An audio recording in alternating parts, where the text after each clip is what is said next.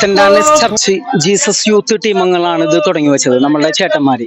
അതിനുശേഷം ഞങ്ങൾ യുവജനങ്ങള് നാനാജാതി യുവജനങ്ങള് ഏറ്റെടുക്കുകയും തുടർച്ചയായിട്ടുള്ള 23 വർഷം നമ്മൾ തുടർച്ചയായിട്ട് കണ്ടിന്യൂസ് ആയിട്ട് നമ്മൾ ചെട്ടിക്കാടിലുള്ള ചെട്ടിക്കാടും ഈ കൊട്ടുള്ളിക്കാട് സത്താർ ഐലൻഡ് എന്നീ പ്രദേശങ്ങളിലുള്ള നാനാജാതി മതസ്ഥരായിട്ടുള്ള യുവജനങ്ങളാണ് ഇത് ഏറ്റെടുത്തിരിക്കുന്നത്.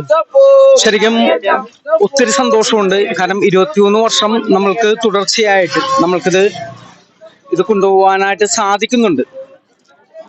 ഈ യാത്രയുടെ ക്രമീകരണം എങ്ങനെയാണ്? യാത്രയുടെ ഇപ്പം നമ്മൾ ചെട്ടിക്കാട് പള്ളിയിൽ നിന്ന് 6 മണിക്ക് സ്റ്റാർട്ട് ചെയ്തിട്ട് നമ്മൾ ഏകദേശം അവിടെ വെളുപ്പിന് 5:30 മലയാറ്റൂർ താഴത്തെ പള്ളിയിൽ എത്തിച്ചേരുന്നതാണ് നമ്മൾ സമയക്രമീകരണം. ഇതിനിടയിൽ പലവർക്കും ഈ പറഞ്ഞ പോലെ നമ്മുടെ കാലാവസ്ഥ അനുയോജ്യമല്ലല്ലോ.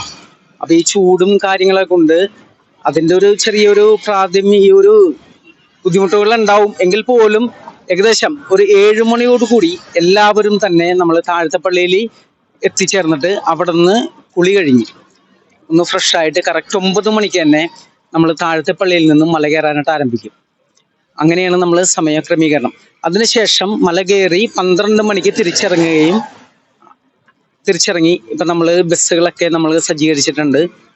നമ്മൾ അടിവാരത്ത് വരും. അവിടെ നിന്ന് 12 മണിയോടുകൂടി ഏകദേശം 1 മണിയോടുകൂടി നമ്മൾ അവിടെ നിന്ന് തിരിച്ചു പോകും. പുതിയ റെക്ടറാണ്, അദ്ദേഹത്തിന്റെ സഹകരണം എത്രത്തോളം ഉണ്ട്? തീർച്ചയായിട്ടും ബെന്നി വാഴക്കൂടുതലച്ഛൻ പുള്ളി ഭയങ്കര സപ്പോർട്ടിങ് ആണ്. നമ്മൾ ഇങ്ങനെ ഒരു കാര്യം അവതരിപ്പിക്കുകയും പുള്ളിനെ കൊണ്ട് അച്ഛനെ കൊണ്ട് ചെയ്യാവുന്ന എല്ലാ കാര്യങ്ങളും തന്നെ അച്ഛൻ നമ്മൾക്ക് ചെയ്തു തന്നിരിക്കുകയാണ്. എല്ലാ കാര്യത്തിനും പുള്ളി എന്ത് ബുദ്ധിമുട്ടുണ്ടെങ്കിലും അത് അറിയിച്ചോളാനും അതിന് പരിഹാരം കണ്ടെത്താനും ഒക്കെ ആയിട്ട് പുള്ളി ഫുൾ സപ്പോർട്ടിങ് ആണ് നമ്മളോട്. നാട്ടുകാരുടെ ഭാഗത്തുനിന്നോ?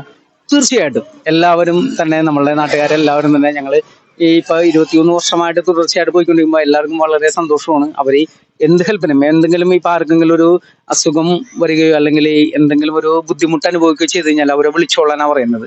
അവര് ഇവിടുന്ന് വണ്ടിയായിട്ട് വന്ന് അത്രയും സപ്പോർട്ടിങ് ആണ്. കാരണം എല്ലാവരും വളരെ ഈ പറഞ്ഞ പോലെ നമ്മളെ അത്രയും കെയറിങ് ആണ് എല്ലാവരും.